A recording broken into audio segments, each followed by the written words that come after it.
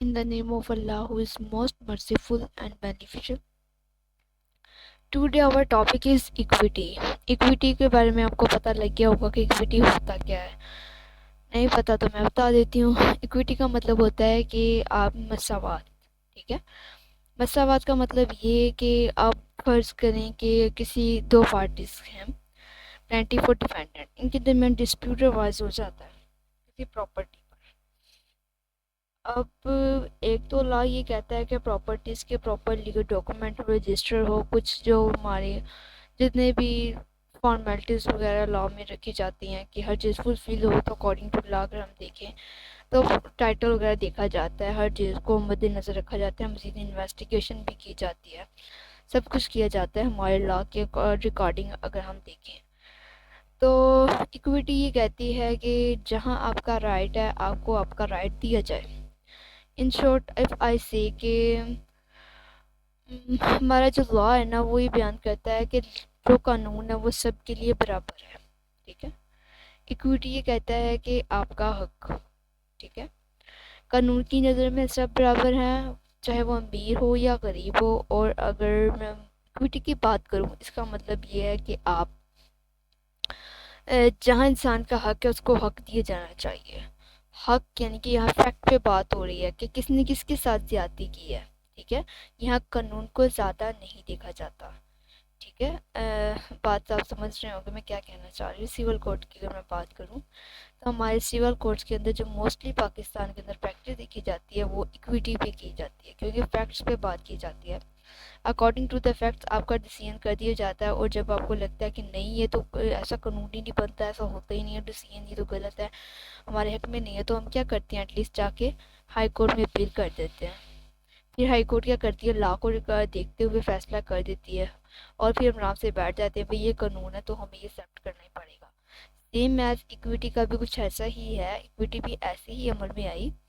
Equity ऐसे है कि इक्विटी को लाने का मतलब ये था कि जब पहले दौर के अगर कॉमन लॉ की तरफ मैं जाऊँ तो वहाँ पे जो कानून बनाए गए थे वो बहुत सख्त थे और फैसले भी बहुत ज़्यादा होते थे। यानी कि एक अदालत के अंदर हर केस को देखना, वो चाहे क्रिमिनल हो सिविल हो। क्योंकि आपको पता है पहले का कानून भी ऐसा ही था कि tit for tat and eye for eye, कि जैसा करोगे वैसा भरोगे, as you sow as you reap, ऐसा कुछ कानून पहले का था। तो इस वजह से एक अदालत के अंदर ये सब कुछ अब ऐसे कानून हों या फिर इतने ज़्यादा केसेस हों जो हमारे सोशल लेवल पे हों, तो उन सब को देखना एक अदालत के लिए, या ऐसे कानून हर चीज़ पे कानून बनाना, बनाया है लेकिन ये नहीं कि कानून के मुताबिक इन्वेस्टिगेशन करना, it is a very difficult task, you know very well. तो इस वजह से हमारे यहाँ चांसली कोर्ट उस दौर में जो बनी थी वो चांसली कोर्ट्स बनी थी। हमारे जो जजेस थे उनको लगता था कि शायद हम फैसला डिले कर रहे हैं या फिर कुछ राइट्स लोगों के वायलेशन होते, या तो फिर हमारे लॉ में स्ट्रिक्टनेस बहुत है, बहुत ज़्यादा लॉ स्ट्रिक्ट है। तो इस वजह से उन्होंने कुछ चांसरी कोर्ट्स बनाए ताकि वो एटलीस्ट अपना कंसर्न तो दे सके ना कि किस पार्टी का राइट बनता है। लॉ तो है लेकिन राइट भी तो है ना हर इंसान का। राइट ऐसे होता है, मैं बताती हूँ आपको। अब देखिए प्रॉपर्टी पर डिस्प्यूट जो राइज हुआ है, अब वो डिस्प्यूट इस वजह से राइज हुआ है, नो डाउट कि उस प्रॉपर्टी का जो ऑनर है वो ए है, लेकिन जो बी है वो भी तो इस बात का राइट रखता है ना कि उसने उसकी साथ हमेशा फेयर किया है, उसका हमेशा ख्याल किया है और उसके साथ उसको हर मुश्किल वक्त में उसको हेल्प किया। और अगर बी को आज उसकी हेल्प चाहिए तो ए इनकार कर रहा है, तो ये तो फिर लॉ तो ये कहता है ठीक है जिसका घर है उसको ए को ही मिलेगा, बी को नहीं मिलेगा, ठीक है, ये बात हो रही है। लेकिन अगर दूसरी तरफ देखा जाए ए का भी कुछ हक है क्योंकि उसने हमेशा उसके साथ फेयरनेस किया, बी नहीं एक्सेप्ट कर रहा। नो डाउट के आखिर में दुनिया के बाद जब मरना है तो अल्लाह पाक ने इंसाफ करना है, दुनिया में भी हो जाता है। बट बात ये हो रही है कि बाद दफ़ा हमारे हकूक़ होते हैं वहाँ लॉ नहीं होता। जहाँ लॉ होता है वहाँ पर हकूक़ अक्सर हमारे जो है वो रह जाते हैं, ठीक है। अब कोई पर्सन है उसने ए का इतना ख्याल किया, अब जो पार्टी ए है उसने ए का इतना ख्याल किया, हर मुश्किल घड़ी में उसकी हेल्प किया, हर तरह से उसको गाइड किया, उसे बचाया, हर आने वाली मुश्किल में हर तरह से उसको गाइडनेस दी। अब क्या करता है जी, उसको ज़रूरत होती है बी की कुछ हेल्प की तो बी इनकार कर देता है। मे बी उसे पैसे चाहिए हों एक अपना घर को सेल करने को कोई, लेकिन ये तो कहता है मैं नहीं दूंगा क्योंकि तो मालिक है, कानूनी तौर पर तो वही मालिक है। लेकिन उसका भी हक है बनता है ना उसका भी, कि उसने उसकी इतनी गाइड की है। तो इसके बदले में फिर कोर्ट्स आ जाती हैं, जो सिविल कोर्ट्स होती हैं वो देखती हैं किसका हक बनता है, किसको किसकी हेल्प करनी चाहिए। तो वो अगर इक्विटी कोर्ट्स होंगी, यानी कि चांसलर कोर्ट जो बनाई गई थी, अगर वो वहाँ होंगी तो वो क्या करेंगी, वो उनको उनका राइट बताएंगी, ये आपका राइट है, आपकी जो ये पार्टी ए बी है इसने आपका वोट किया है, तो ए पार्टी को इस बात को करेगी कि आप इसके साथ करें। अब जो अगर ए पार्टी होगी जो कह रही है कि नहीं मैं किसी बात पे एग्री नहीं कर रही, तो वो क्या करेगी, अपील कर देगी हाई कोर्ट में। High court law according to law देखेगा, तो वो क्या करेगा, फैसला करेगा कि लॉ में ये अगर ये ओनर है तो यही ओनर है, कोई बात नहीं, हक हकूक के फैक्ट्स की वो बात नहीं करता। क्योंकि हमारी जो हाई कोर्ट्स हैं वो हमेशा लॉ पे बात करती है, जबकि हमारी सिविल कोर्ट्स जो हैं वो हमेशा फैक्ट पे बात करती हैं। आई थिंक सो, बाकी you know very well, because हमारे जो स्टूडेंट्स हैं वो ज़्यादा प्रैक्टिस करते हैं, उन्हें शायद मुझसे ज़्यादा नॉलेज हो। अगर मैं गलत नहीं हूँ तो आप इक्विटी को ऐसे ले सकते हैं, और आपके समझने के लिए यही होता है कि civil courts is based on the equity and high court is based on the laws. ठीक है, तो अब स्टार्ट करें इक्विटी को। इक्विटी का मतलब होता है मसावी, हर इंसान को बराबरी देना। ठीक है, कानून का मतलब है कानून, कानून जो हर इंसान के लिए बराबर है। उसके बाद अगर इक्विटी की बात करें, उसका मतलब है हकूक, हर इंसान का हक है, जिंदगी जीने का हक है, उसको खाने पीने का हक है, आने जाने का हक है। जब हकूक लेने की बारी आती है तो हमारी हाई कोर्ट जो हमारे फंडामेंटल राइट्स है उस पर रिट पटिशंस फाइल कर दी जाती हैं। जब हमारी फंडामेंटल राइट्स पे जब बात आए तो हमारी हाई कोर्ट भी इस बात पे बहुत ज़्यादा एक्शन लेती है। तो अगर हम सिंपली सोशल राइट्स की अगर बात करें, जो हमारे एक दूसरे से एक इंसान से एक्सपेक्ट होती है, या फिर बेसिकली वो बेसिक प्रिंसिपल है, नेचुरल प्रिंसिपल है, तो वो उसे सिविल कोर्ट जो है वो हमेशा प्रमोट करती है। I think so, okay. हाँ भाई, हमें इधर लिखता है अगर किसी को अपना अपना दिखता है। चलिए मैं स्टार्ट करें। इक्विटी को पता लगे इसका मतलब मसावी है, हर किसी को बराबर समझना। अब equity has a primary two definitions. Equity की दो बुनियादी तारीफें हैं, a one relating to the fairness and justice. एक का मतलब है मुनसफाना और इंसाफ, यानी कि मुनसफ रखना हर इंसान के साथ, और फेयरनेस में जस्टिस इंसाफ करना। और other ownership and fair, ownership मलकियत और फाइनेंस, यानी कि जो हमारे फाइनेंस से मुतल्लिक मामलात होते हैं उनमें भी इक्विटी आती है। वही बात आ गई ना, मेरे पहले बताई थी कि उसको एक पैसे की ज़रूरत होगी, तो बी को जो भी बी को क्लाइंट डिफेंडेंट को बी को उसको ज़रूरत होगी पैसों की, इस वजह से उसने उसे हेल्प की, बट वो इनकार कर रहा है, तो वो इसका राइट है कि उसको हेल्प करे। ज़्यादा नहीं, जितना कर सकता है ऑलमोस्ट उतना तो करे ना। आगे फेयरनेस एंड जस्टिस की अगर मैं बात करूँ, तो फेयरनेस जस्टिस एक सोशल कॉन्टेक्स्ट है। ठीक है, ये हमारे सोशल तौर पर, माशरती तौर पर देखा जाता है कि फेयर भी होना चाहिए, जस्टिस भी होना चाहिए इंसान के साथ। तो ये सिविल कोर्ट जो होती है ना वो इस बात को बहुत ज़्यादा लेती हैं कि फेयरनेस और जस्टिस हो। आगे, इन अ सोशल और legal context equity refers to the equality of a being fair and impartial. कि जो इक्विटी होती है ना, ये बच्चे क्वालिटी नहीं आपने पढ़ने से इक्विटी पढ़ना है, या ऐसे इंग्लिश है, तो फेयर और इम्पार्शियल हो। ठीक है, अगर आपका जो कानूनी तौर पर हर इंसान के साथ मसावी तौर पर अगर हम बात करें, तो इनके साथ फेयर और इम्पार्शियल। पार्शियल का मतलब होता है थोड़ी सी मिलावट कर देना किसी के साथ मिल जाना, इम्पार्शियल का मतलब होता है बिल्कुल ही अलग हो जाना। ठीक है, फेयरली डिसीजन देना। तो हमारी जो इक्विटी है वो इस बात को कहती है कि हर किसी के साथ मसावी दर्जा हो, उसके साथ इम्पार्शियलिटी हो और फेयरनेस डिसीजन हो, जस्टिस हो। Again, the concept of emphasizes providing individuals with specific resources and opportunities they need to achieve a level playing field, acknowledging that everyone doesn't start from the same place. Is different, यानी कि वो कह रहे हैं कि हर इंसान को एक ही जगह पर रख के सोचना चाहिए। ये नहीं कि हम एक इंसान को समझें नहीं इसका हक ज़्यादा है इसको ज़्यादा दे, इसका कम है इसको कम दे, नहीं। एक इंसान है, वो भी इंसान है, वो भी इंसान है। तो इक्विटी का स्टार्ट ही ऐसे होता है कि दोनों को बराबर का, ये देखते हैं आप, ये तराजू जो कहते हैं, तराजू का मतलब ये होता है कि इक्विटी हो, बराबरी हो। कोई इंसान जो है वो इंसान इंसान है, हर इंसान को उसका हक देना चाहिए।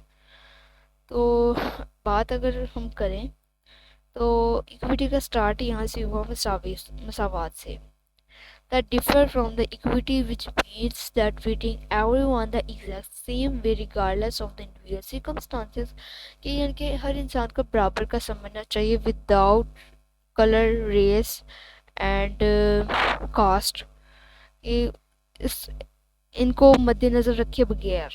अब ये नहीं देखना चाहिए कि भाई ये तो ज़्यादा खूबसूरत है, इसके पास ज़्यादा ज़मीन होनी चाहिए, कम से खूबसूरत है, या इसके पास कम जगह होनी चाहिए। इट इज़ नॉट फेयर, ये फेयरनेस नहीं है। फेयरनेस का मतलब ये है कि आपने कलर, क्रीड, रेस के बगैर रखते हुए, बगैर फ़र्क रखे हुए आपने जो फैसला करना है वो वैलिड है। इक्विटी ये कहती है वो अगर वो ह्यूमन है वो भी ह्यूमन है, जितना उसका राइट है उतना उसका राइट है, ठीक है। अगर उसके कुछ राइट्स हैं तो उसके भी कुछ ड्यूटीज़ हैं, उसके भी कुछ लाइबिलिटीज़ हैं। तो लाइबिलिटीज़ में बात आ जाए तो लाइबिलिटीज़ में बात करूँ तो वो तो हमारे फाइनेंस में आ जाएगी, चलिए वो भी पढ़ ही लेते हैं जाते हैं। अगर सोशल में इसका मतलब यही है कि आपने इंसाफ करना है विदाउट कलर, क्रीड और रेस, ओके। रिगार्डलेस आपने इस बात का नहीं कर देखना कि भाई इसकी ज़ात राजपूत है, इसका ये भी राजपूत है तो राजपूत अच्छी है और जो हमारा रहमानी है वो कम है, ऐसे नहीं होता। इट इज़ नॉट फेयर, ये फेयरनेस नहीं है। फेयरनेस करनी है, हर किसी के साथ फेयरनेस करनी है, तो ये हमारा बेसिक प्रिंसिपल है, ठीक है। अच्छा, अगर मैं ऑनरशिप एंड फाइनेंस पर आऊँ तो ownership and finance business property context, इसमें बिजनेस और प्रॉपर्टी में क्या हमारी इक्विटी कहती है। In finance, accounting and real estate, equity refers to the ownership and value after reps are considered, it can be understood in the following ways. वो कह रहे हैं कि जो हमारी इक्विटी है अकाउंटिंग और रियल एस्टेट के अंदर रेफर्स टू द ओनरशिप और वैल्यू ऑफ द डेप्ट्स निकाल के, एक आपकी चीज़ वो है जहाँ पे आपकी मलकियत है। फाइनेंस की बात करें, सोशल कॉन्टेक्स्ट को तो हम पढ़ चुके हैं ना कि वहाँ फेयरनेस और जस्टिस होनी चाहिए विदाउट कलर क्रिएटर्स। अब मैं बात कर रही हूँ फाइनेंस पे। फाइनेंस में बात हो रही है एक वो चीज़ जिसके आप रियल मालिक है, ऑनर है। You are not a possessor, you are a owner. Ownership और उसके बाद वैल्यू ऑफ डेप्ट, एक वो वैल्यू जो आपने किसी का कर्ज देना है। नो डाउट आप ऑनरशिप हैं, आपके एसेट्स हैं, बट आपके पास कुछ लेफ्ट भी है, आपके पास कुछ कर्ज भी है, आपने कुछ कर्ज भी देना है, तो उनको माइनस करके जो होगी वो इक्विटी होगी। Net value of an asset, this market value of property like house or car, maintenance and the outstanding loans claims against the mortgage. The formula is equity is equal to the assets minus liabilities. आपके जो assets हैं उनके में से minus कर दिए जाए अगर आपकी लाइबिलिटीज, तो वो इक्विटी होगी। Got it? समझ आइए आपको क्या बात है, फार्मूला क्या है फाइनेंस में। फाइनेंस में ये बात हो रही है कि अगर आपके जो एसेट्स है, जो आपके एसेट्स है, एसेट्स में से जो आपने किसी के डेप्ट देना है, आपने किसी का कर्जा देना है। फ़र्ज़ करें अब ए पार्टी है, ए के पास कार है, घर है और उसके अलावा उसकी अपनी कोई बिजनेस कंपनी भी होगी और उसके अलावा उसके पास कई प्रॉपर्टीज़ है, वन और मोर देन। तो उसने डेप्ट भी लिया हुआ है बैंक वगैरह से, प्रॉपर्टी वगैरह कुछ मॉर्गेज की है, तो नो डाउट वो उसकी ओनरशिप भी है, बट वो ओनर है, उसके टाइटल उसका है, बट उसमें कुछ लाइबिलिटीज़ नहीं है। अगर उसके एसेट्स में से उसकी लाइबिलिटीज़ निकाल दी जाए तो समझे कि वो इक्विटी हो गया। इक्विटी कैसे होगा? जिस पर्सन के साथ जिस पर्सन ने उसे डेप्ट लेना है उसका तो राइट है ना, उसको क्या लगे इसके पास जहाँ मर्जी कुछ है, उसे क्या लेना देना, उसने तो अपना राइट लेना है। तो इक्विटी तभी होगी कि जब उसको उसका राइट दिया जाएगा, ठीक है। अब आप ये कह रहे होंगे कि भाई एसेट्स उसके हैं, उसका राइट ज़्यादा है। नो डाउट उसका राइट है, बट अगर उस पे की लाइबिलिटीज है, उस पर कोई डेप्ट है, तो ये इक्विटी नहीं है। इक्वी हम सावी दर्जा नहीं है, वो सब कुछ लेके बैठा हो, जो दूसरा पर्सन है वो उसके पास कुछ भी नहीं है, ये क्या, ये इक्विटी तो नहीं हुई ना, ये तो फेयरनेस नहीं हुई। तो इसका मतलब ये है कि इक्विटी वो चीज़ है कि आपने एसेट्स में से अपनी लाइबिलिटीज माइनस करनी है तो आपकी इक्विटी आ जाएगी। अब ये अगर थोड़ा सा अपने माइंड को पीछे लेके जाएं, कंपनी एक्ट में हमने क्या पढ़ा था, जो हमारा कंपनी 2017 हमने पढ़ा था कि जहाँ पे प्राइवेट कंपनी होती है वहाँ पे जो शेयर्स होते हैं, शेयर होल्डर जो होते हैं, वो उनकी लाइबिलिटी अनलिमिटेड होती है। अनलिमिटेड ऐसी होती है कि उन्होंने लाइबिलिटीज़ उन पे जितने उनका एसेट्स हैं वो सब उनके अपने नहीं होते, उनकी जितनी लाइबिलिटीज़ बनती है उन्होंने उतनी पे करनी है, और लाइबिलिटीज़ भी उनकी अनलिमिटेड होती है। ठीक है, उनके सब एसेट्स चली जाते हैं।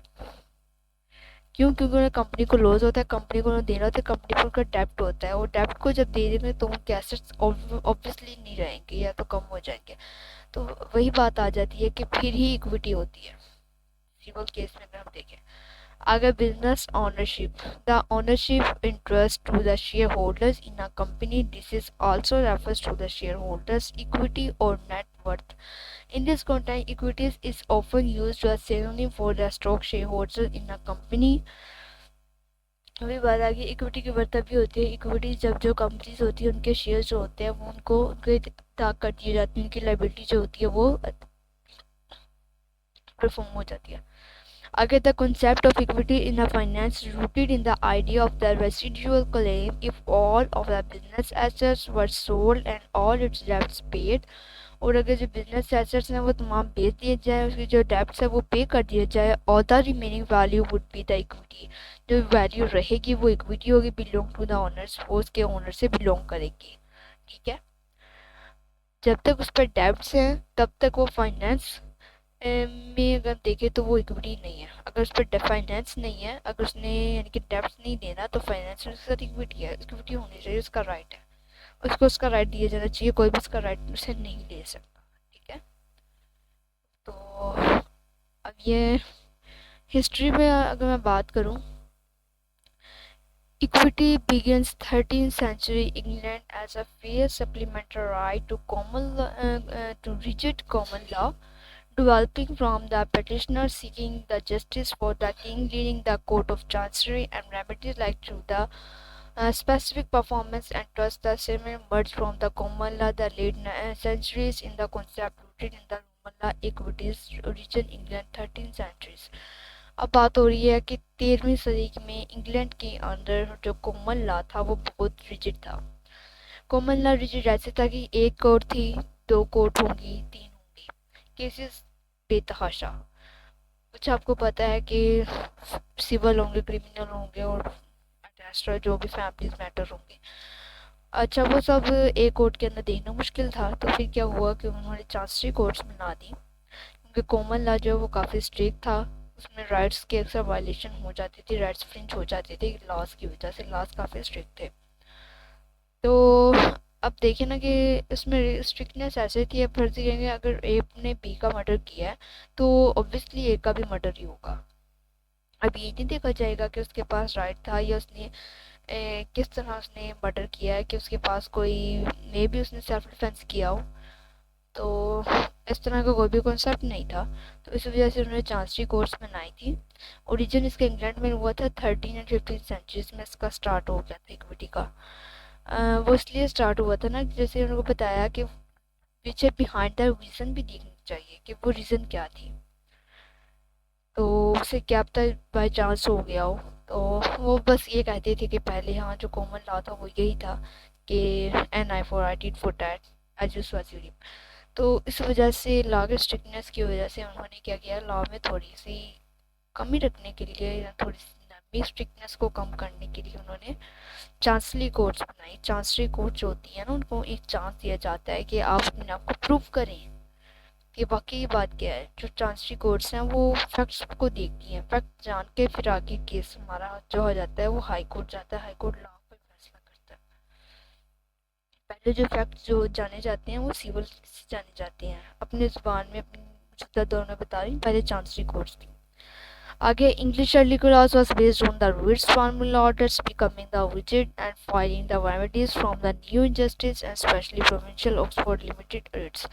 ये बात हो गई कि वहाँ पे रिट्स वगैरह फाइल की जाती थी, तो काफ़ी लेंथी प्रोसीजर था। अगर हम इंग्लिश लॉ में बात करें, अगर सिविल लॉ में बात करें तो उसमें ये होता है कि कॉमन जो हमारे यहाँ पे पहले मैं बात कर रही थी कि उन्हें रेमेडीज़ अवेलेबल हो जाती थी, उन्हें इंजंक्शन मिल जाती थी स्पेसिफिक परफॉर्मेंस की, और उसके अलावा किसी भी काम को रोक देने की फौरी तौर पर कुछ ऐसी रेमेडीज अवेलेबल होती हैं चांसरी कोर्ट के अंदर कि फर्ज कर जब तक अभी आपका केस का रिसीव नहीं हो जाता, अगर आपने अपील फाइल कर दी है या फिर भी आपका केस चल रहा है, तो आपको परफॉर्मेंस स्पेसिफिक परफॉर्मेंस का आपको ऑर्डर दे दिया जाता है कि अभी जो है फाइनल डिसीजन नहीं हुआ तो वो आपको टेम्परेरी इंजंक्शन दे देते हैं, और उसके अलावा यानी कि टेम्परेरी तौर पर कोई भी ऑर्डर जज साहब इशू कर देते हैं सिविल कोर्ट के अंदर, आपको पता है कितने ऑर्डर होते हैं।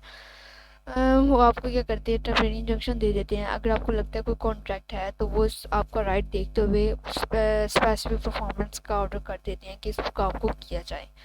तो वो जो पार्टी होगी वो करेगी, ऑब्वियसली करेगी, क्योंकि जज साहब का ऑर्डर अगर नहीं करेगी तो वो अपील में चली जाएगी। तो आप भी हाई कोर्ट में जा सकते हैं, लेकिन जो आपकी सिविल कोर्ट है वो इस बात को करवाएगी, क्योंकि उसका ऑर्डर इशू हो जाता है। जो सिविल कोर्ट का इशू ऑर्डर होता है तो वो ऑर्डर जो है वो परमानेंट कंसिडर किया जाता है, कि वो पार्टी को मानना ही होता है। पार्टी जो आजकल जब कोर्ट में मामले चला जाए तो वो खुद ही एग्री हो जाती है कि भाई हम इतना लंबा प्रोसीजर नहीं ले सकते, वो फिर एग्री हो जाती है। ये कहने का मतलब ये है कि स्पेसिफिक परफॉर्मेंस और टेम्परेरी इंजंक्शन, परमानेंट इंजंक्शन वगैरह मिल जाती हैं चांसरी कोर्ट के अंदर। मोस्टली चांसेस होती है, लार्ज ना स्ट्रिक्ट नहीं होता, वो सर्कमस्टांसेस देखते हुए आपको डिसीजन दे देता है। आगे है petition the king, people appeal directly the king who delegated this request to his chancellor. अब पीपल लोगों ने क्या किया कि बादशाह से रिक्वेस्ट की कि कोई कोर्ट्स बनाए, हमें चांस दें ताकि लॉ में थोड़ी जो स्ट्रिक्टनेस है वो कम हो। तो उन्होंने क्या किया कि चांसरी कोर्ट्स को डेलीगेट कर दी थोड़ी सी पावर, क्या क्या करें तो उनको चेक करें किंग पे क्या क्या इशू राइज हो रहा है। अब court of chancery this process become the in institutionalize the establishment the courts of chancery fair solutions based on the consensus, not just a strict legal rules। इसके अंदर जो strict legal rules हैं वो नहीं एप्लीकेबल होते, facts को देखा जाता है और राइट्स को देखा जाता है। उसके बाद डिसीजन दे दिया जाता है, टेम्परेरी इंजंक्शन पर परफॉर्मेंस, स्पेसिफिक परफॉर्मेंस का ऑर्डर दे दिया जाता है। हाँ जी, बस यही होता है इसके अंदर, चांसरी कोर्ट्स का मतलब ये होता है। तो जब मैंने ये कमिटी पढ़ा था तो मुझे ये लगा था कि जो हमारे सिविल कोर्ट्स हैं वो हमारी चांसरी कोर्ट्स हैं, और जो हमारी हाई कोर्ट है वो हमारी एक लॉ कोर्ट है जिसके अंदर लॉस पे बात होती है। तो आगे आप अपने नज़रिए से देखते हैं, बाकी ये तो हम हिस्ट्री पढ़ रहे हैं। Development of the equitable principle, जो इक्विटेबल प्रिंसिपल्स हैं वो डेवलप हुए 15th-19th सेंचुरी में। New remedies, equity provided a unique remedies. Equity क्या करती है, एक यूनिक रेमेडीज फराहम करती है कि एक ऐसा इलाज, एक ऐसा तरीका, लाइक इंजंक्शंस, स्टॉपिंग इंजंक्शंस और स्पेसिफिक परफॉर्मिंग इंजंक्शंस। वही बात आपने पहले बता दी, अनअवेलेबल एट कॉमन लॉ, जो कि कॉमन लॉ के अंदर अवेलेबल नहीं थी। फुल डिसीजन कानून के मुताबिक, ठीक है। अगर देखिए ना कि प्रॉपर्टी का डिस्प्यूट राइज हो गया, अब प्रॉपर्टी में जो और टाइटल जिस चीज़ का है उसका है, उसको स्पेसिफिक कुछ टाइम नहीं देना, ऑर्डर नहीं देना, डायरेक्ट उसको टाइटल दे देना, ये लॉ कहता है। जबकि हमारा इक्विटी कहता है कि थोड़ा टाइम दो, थोड़ा उसे स्टेबल होने दो ताकि बाद में वो अपना कोई एग्ज़ाम करे। तो थोड़ी सी स्ट्रिक्टनेस जो वो कम हो गई, जबकि लॉ काफ़ी स्ट्रिक्ट है। आगे the concept of this trust was one person hold the property for another become की equitable development।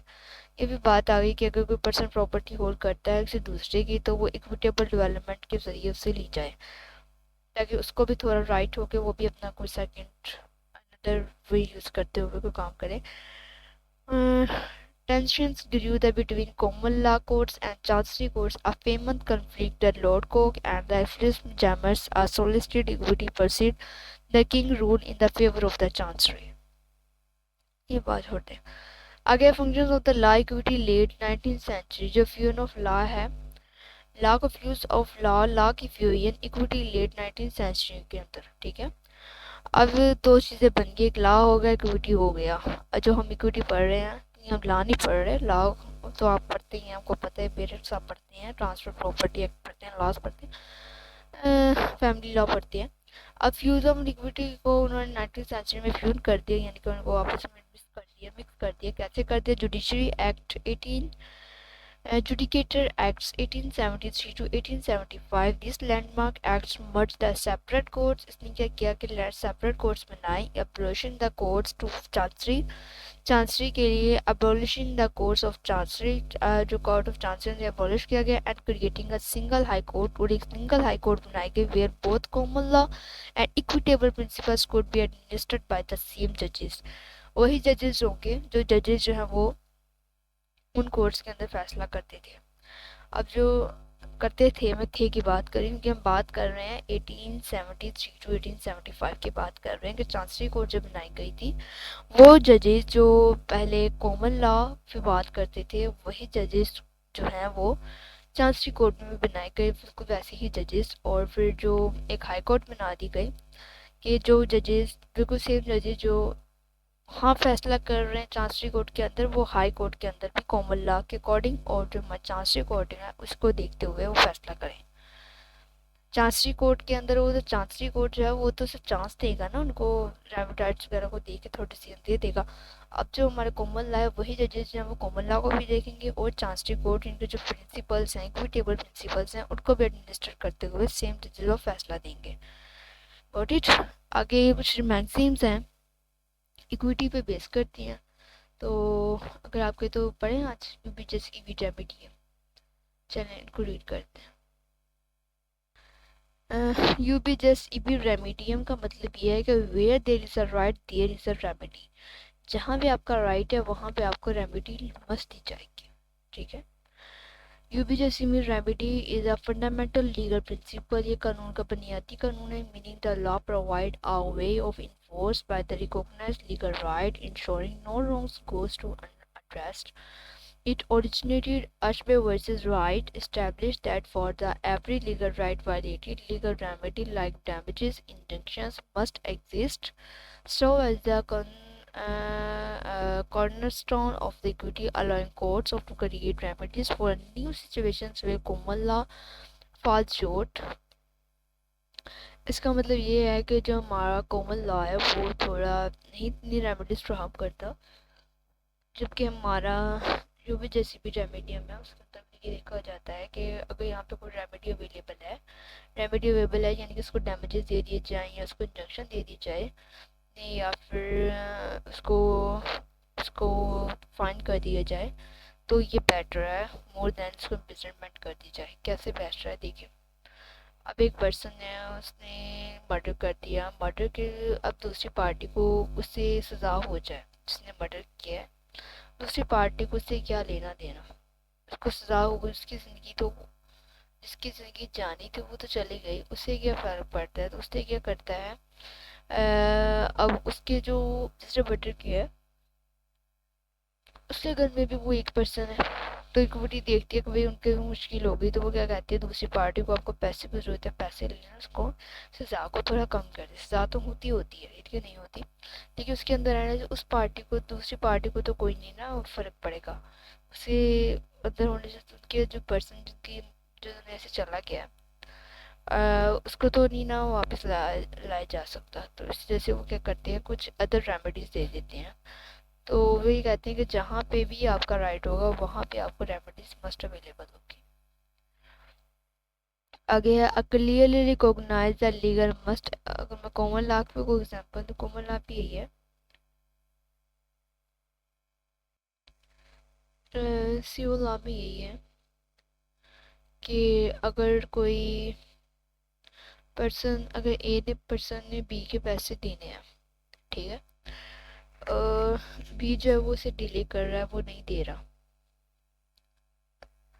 ए ने बी के देने हैं और जो ए है वो नहीं दे रहा, डिले कर रहा है, बी के पैसे नहीं दे रहा, तो ए जो सूट फाइल कर देगा, जब वो सूट इंस्टीट्यूट करवाएगा, सूट इंस्टीट्यूशन होने के बाद जो ए है वो अपनी रीज़न बताएगा कि उसके पास रीज़न क्या है, वो क्यों नहीं दे रहा, क्या तो उसका दिवालिया निकल गया, वो इंसॉल्वेंट हो गया हो, तो फिर वो केस कोर्ट देखती है, उसे टाइम देती है, उसे टेम्परेरी इंजंक्शन दे देती है कि कुछ टाइम देती है कि हमारे पास 3 महीने हैं, अपने आप को अपने आप को रिकवर करो, अपने आप में जो भी आप में अभी अर्न करो, जैसे भी करके बी को उसका राइट दो। तो वो टेम्परेरी इंजेक्शन देती है, उसे कुछ टाइम देती है कि वो अपने आप को स्टेबल करे और जो बी का राइट बनता है उसका पैसे उसको उसको दे। ए का भी राइट वायलेट नहीं होता क्योंकि उसका लीगल राइट है, जबकि दूसरे का राइट है उसका राइट वायलेशन नहीं होती।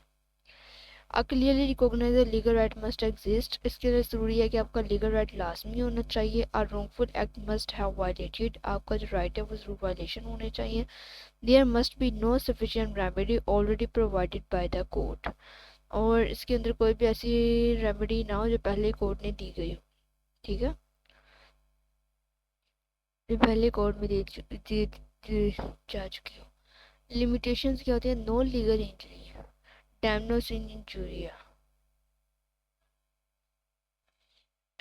डैमनोस इन इंजूरिया पर अगर मैं बात करूं तो इसमें ये होता है कि if you suffer financial loss but no legal right is violated fair competition there is no remedy as in the Gloucester's grammar school case. यानी कि इसका मतलब ये है कि अगर आपके लीगल राइट की वायलेशन नहीं हुई तो इसका मतलब है कि आपको रेमेडी नहीं दी जाएगी। जहाँ आपके राइट की वायलेशन होगी वहाँ आपको रेमेडी दी जाएगी। कैसे? अब ये स्कूल का केस था कि अब बी पार्टी ने उसके सामने स्कूल बना लिया। अब हमारे यहाँ जो फंडामेंटल राइट है वो ये कहता है कि हर पर्सन को राइट है कि वो राइट ऑफ बिजनेस है कि वो जो चाहे वो अपना बिजनेस कर सकता है। कोई भी चाहे उसको फ्रीडम ऑफ वर्क है कि वो जो चाहे अपना काम कर सकता है। अब इन स्कूल में बीवी बना सकता है, उसको राइट है, वो क्यों कौन कानून इसे रोकता? उसको इनसे क्या सकता है कि आपने नहीं बनाना। अब ग्रामर स्कूल अगर उसने बना ही लिया है तो वो कोर्ट में चला गया, इसकी वजह से मेरा जो फाइनेंशियल लॉस हुआ, लीगल वायलेशन तो नहीं हुई। लीगल वायलेशन तो उसकी होनी है ना अगर आप उसको स्कूल ना बनाने दें। तो वो कहता है कि नहीं, आपके पास फाइनेंशियल लॉस हुआ, इट्स ओके। तो आप अपनी जो फाइनेंशियल को कम करने के लिए आपस में वो कोऑपरेट करें, कॉम्प्रोमाइज़ करें, जैसे भी करें, ये आपका लीगल राइट नहीं है। Got it? तो इसमें लीगल वायलेशन होना लाजमी है। अगर लिमिटेशन इस पे यही है कि आपने आपका लीगल राइट जहाँ नहीं होगा वहाँ पे आपको यूपीजेसीपी रेमेडियम नहीं होगा। आगे moral social wrong doesn't apply broken promises like that dinner where no legal duty exists. यानी कि अगर आपने किसी के पर्सन के साथ प्रॉमिस किया है, सोशली प्रॉमिस आपने किसी पर्सन के साथ किया है कि मैं आपको डिनर पे लेके जाऊंगा, लेकिन आप उसे लेकर नहीं जाते, आपने अपने जो प्रॉमिस है उसे ब्रोक कर दिया। अगर उसको ब्रोक कर दिया जाए इसका मतलब ये नहीं कि अब आपका राइट की वायलेशन हो गई है। ये आपका लीगल राइट तो नहीं था। नो डाउट आपकी आपने से प्रॉमिस किया था, बट आपने ये लॉ में तो नहीं हुआ कि अब आपने उसको डिनर का कह दिया और आपने उसको लेकर नहीं की तो आपकी राइट की वायलेशन कर दी। नो, ऐसा नहीं है। It is depend on your mood, depend on your will. अगर आपको लगता है आप लेके जाएं, ये मोरल और सोशल रॉन्ग होते हैं, ठीक है। तो ये मोरली आपने आपने मिसकंडक्ट किया है कि आपने उसे कह के भी नहीं ले गई। आपकी कहते हैं ना अपनी जुबान को कि अपना इतबार अपना खुद बनाता है। तो उसने मोरली सोशल तौर पे अपने आप को खराब किया है, तो इसमें लॉ कुछ नहीं कर सकता। आगे है, आप अगेन दोबारा उस पर ट्रस्ट ही ना करें, इसका हल यही होगा। आगे है सेल्फ इन्फ्लिक्टेड हार्म। अगर आप खुद ही इन्फ्लिक्टेड हार्म करें खुद से, no applicable if you consent the risk injury to the teachers right after the seen warning. इसका मतलब ये है कि ये वहाँ पे भी एप्लीकेबल नहीं होगा जहाँ पे आपको पता था कि ये काम करना आपको आपकी मर्जी थी, आपने खुद रिस्क लिया। रिस्क कैसे लिया? अगर आपको पता है कि एक वायर के अंदर करंट आ रहा है, वो डेंजरस है आपके लिए, उसके बाद भी उसे वार्निंग देते हुए भी आप फिर भी उसको टच कर देते, इसका मतलब है कि आपने खुद खुद से आपने अपना खतरा मोल लिया है। आपको पता था कि इसके अंदर रिस्क है, फिर वो पे आप लिया, तो ये सेल्फ इन्फ्लिक्टेड हार्म होता है। जहाँ पे सेल्फ इन्फ्लिक्टेड हार्म हो, सोशल मोरल रॉन्ग हो और उसके अलावा नो लीगल इंजरी हो, तो वहाँ पे हमारी लिमिटेशंस आ जाती हैं कि वहाँ पे यूपी जैसी भी रेमेडियम नहीं एप्लीकेबल होता। उसके अलावा अगर यहाँ पे दो केसेस हैं, Ashby versus White establish the principle stating no one should without the remedy for legal injury. अब ये अशबे वर्सेस वाइट का इसका पता है ना आपको क्या था इसके अंदर? जब वो वोट कास्ट करने गया तो उसको वोट कास्ट नहीं करने दिया गया था। क्यों नहीं दिया गया था? क्योंकि टाइम खत्म हो गया था। अब उसका लीगल राइट वायलेशन हुआ था, क्योंकि right of vote her person का राइट है। नो डाउट उसकी पार्टी जीत गई थी, लेकिन उसको रोड्स तो हुआ था ना, उसका लीगल वायलेशन तो हुई थी ना राइट की। फंडामेंटल राइट तो वायलेशन हुआ था, इस वजह से वो उसे क्लेम करता था कंपनसेशन। तो दूसरी पार्टी ने ये कहा था कि उसे लॉस तो नहीं हुआ ना, डिफेंडेंट जो था, लेकिन फिर भी उन्होंने कहा कि नहीं लॉस तो हुआ है, तो उस वजह से उसे कंपनसेशन देना पड़ा, लेकिन आई थिंक कम देना पड़ा क्योंकि उसकी पार्टी जीत गई थी। कंपनसेशन तो बन जाता है ना फिर जब राइट की वायलेशन होती है। मरबे versus medicine reform need for the remedies for this wrong. ये मर्डर वर्सेस मेडिसन जो केस है ये भी 1803 का केस है। इसके अंदर भी ऐसे ही हुआ था कि कोई मेडिसिन पे, मेडिसिन नहीं थी आई थिंक, इसमें ये हुआ था कि जब वो पर्सन को राइट था कि वो ड्यूटी पर उसको उन्होंने हायर करना था लेकिन नहीं किया था, उसकी लीगल वायलेशन हुई तो उसने रिट पिटिशन फाइल की थी, मुझे तो नहीं याद है, क्योंकि उसको लगता था कि राइट ऑफ जॉब उसका राइट है, तो उन्होंने उसकी एबिलिटी के बावजूद भी उसे हायर नहीं किया। बट बेवर्सन मेडिसिन, मुझे लगता है ऐसे कि सब आके आप इसको सर्च कर लें ये कौन सा केस है, ये आपका होमवर्क है। अच्छा, तो अगले दिन भी हैं आपके पास अभी, तो मैं कोशिश करती हूँ कि इनको कवर करवा दूँ। स्टूडेंट्स, ये जो नेक्स्ट मैगजीन्स है ना, ये हम नेक्स्ट लेक्चर में कवर करेंगे। 3-4 रेमेडीज आपके मैगजीन्स रहती हैं, वैसे 12 हैं, 12 करवाऊँगी आपको मैं। तो इस जो हमारी प्रेजेंटेशन चल रही है इसके अंदर 3 मैगजीन्स और भी हैं। मैं कोशिश करूँगी कि नेक्स्ट वीडियो में इसको कवर करवाऊँ, क्योंकि आज के लिए बहुत लेंथी हो जाएगी वीडियो, ठीक है ना, बहुत ज़्यादा मटीरियल है इनके अंदर। तो मैं एक एक करके समझाऊंगी तो शायद आप भी कंफ्यूज हो जाएंगे, जो हमने पहले पढ़ी है वो भी आपको नहीं समझ आएंगे। तो मैं इस वजह से भी इसको स्टॉप कर रही हूँ। तो अभी आपको एक मैंने रेमेडी पढ़ाई है, मैगजीन पढ़ाई है, तो कुछ हिस्ट्री पढ़ाई है, वीडियो का बताया है, तो अभी आप आज इतना हजम करें, बाकी सुबह करवाऊंगी मैं आपको, ठीक है। तो अल्लाह हाफिज़, इंशाल्लाह नेक्स्ट वीडियो में हम नेक्स्ट मैगजीन्स को रीड करेंगे। अल्लाह हाफिज़।